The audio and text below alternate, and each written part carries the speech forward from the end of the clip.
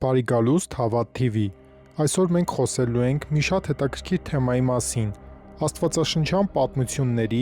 իրական նյութական ապացույցների, որոնք դուք դեռ կարող եք գտնել երկրի վրա։ Սրանք միայն պատմություններ չեն, կան վայրեր, արտիֆակտներ և նույնիսկ բնական կազմավորումներ, որոնք համընկնում են աստվածաշնչյան իրադարձությունների հետ։ Այսպիսով, եկեք բացահայտենք աստվածաշնչյան պատմությունների 10 նյութական ապացույցները, որոնք գոյություն ունեն մինչև օրս։ Առաջինը, եկեք խոսենք Սինա լեռան մասին։ Ըստ Աստվածաշնչի, սա այն վայրն է, որտեղ Աստված Մովսեսին տվեց 10 պատվիրանները, բայց գիտեիք, որ Սաուդյան Արաբիայում կա մի լեռ, որը կոչվում է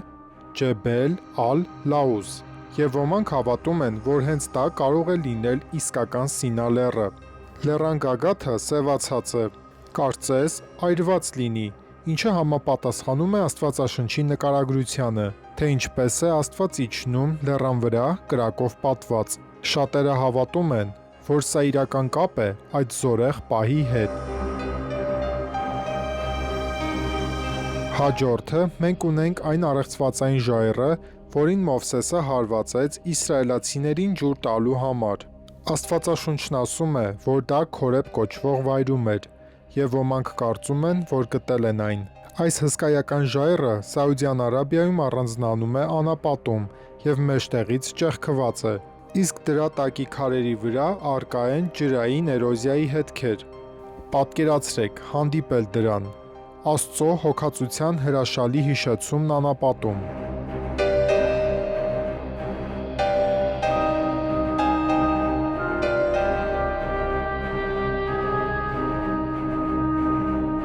Իսկ սա իսկապես զարմանալի է։ Աստվածաշունչը մեզ ասում է, որ Աստված կիսեց Կարմիր ծովը,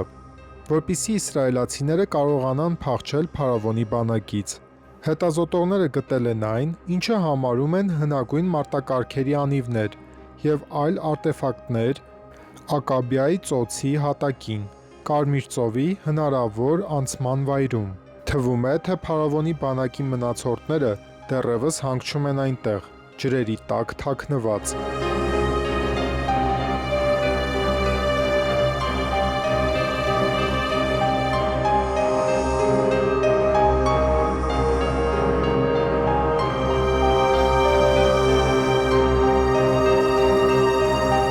Հաջորդ վայրը տխրահռչակ Սոդոմ և Գոմոր քաղաքներն են, որոնք կործանվեցին կրակով և ծծմբով։ Մեռյալ ծովի շրջակայքում հետազոտողները գտել են բարձր մաքրման ծծմբի կտորներ, ներկառուցված մոխրով ծածկված տեղանքում։ Այն նման չէ երկրի վրա գտնվող որևէ այլ ծծմբի։ Այս հայտնագործությունը համապատասխանում է աստվածաշնչյան պատմությանը և հիշեցնում է այդ քաղաքների հանդեպ Աստծո արդարադատության մասին։ Ըստ Աստվածաշնչի, Ղովտի կինը շրջվեց ետ և նայեց Սոդոմին ու Գոմորին և վերածվեց աղե արձանի։ Մեռյալ ծովի մոտ կա մի բարձր աղե կազմավորում, որը հայտնի է որպես Ղովտի կին։ Դա սարսափազդու տեսարան է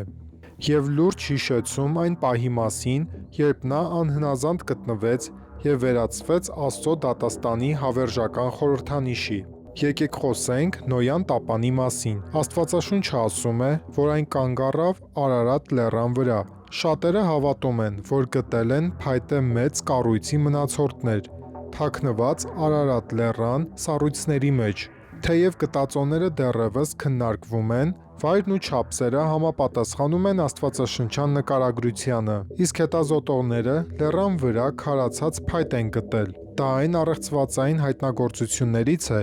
որոնք այսօր վառ են պահում Նոյի պատմությունը։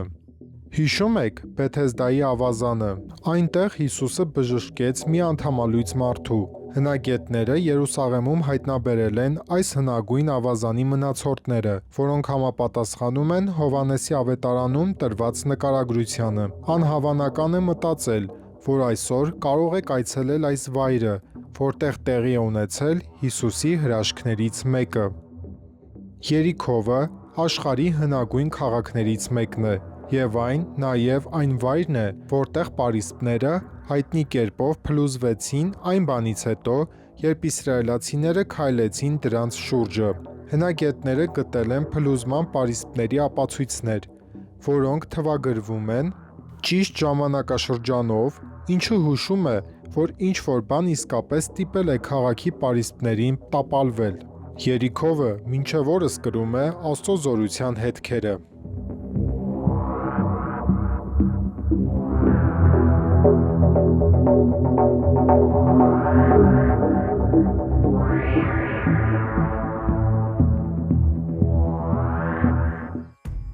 Թագավորաց գրքում մենք կարդում ենք Եզեկիա թագավորի մասին, ով թունել կառուցեց Երուսաղեմի ջրամատակարարումն ապահովելու համար, ասորական պաշարման դեմ։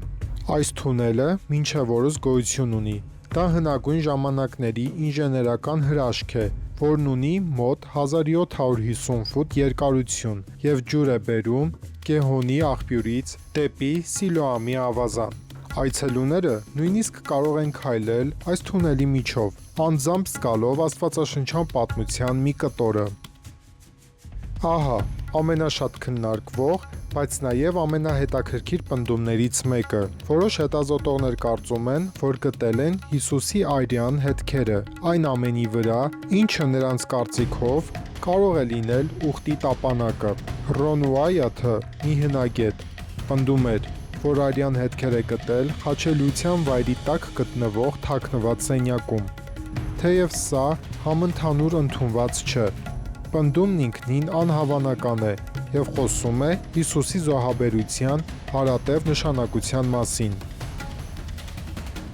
Միթե զարմանալի չէ, թե ինչպես են այս նյութական մնացորդները համընկնում Աստվածաշնչի հետ։ Յուրաքանչյուրը ծառայում է որպես շոշափելի հիշեցում, որ մեր կարդացած պատմությունները պարզապես պատմություններ չեն։ Դրանք իրադարձություններ են, որոնք տեղի են ունեցել իրական վայրերում, իրական մարդկանց հետ, թողնելով իրական հետքեր երկրի վրա։ Շնորհակալություն, որ միացաք Հավատ TV-ին։ Եթե դուք նույնպես հիացած եք, որքան ես, անպայման բաժանորդագրվեք ավելի շատ անհավանական պատմությունների և Աստծո խոսքի վերաբերյալ պատկերացումների համար։ Կհանդիպենք հաջորդ տեսանյութում։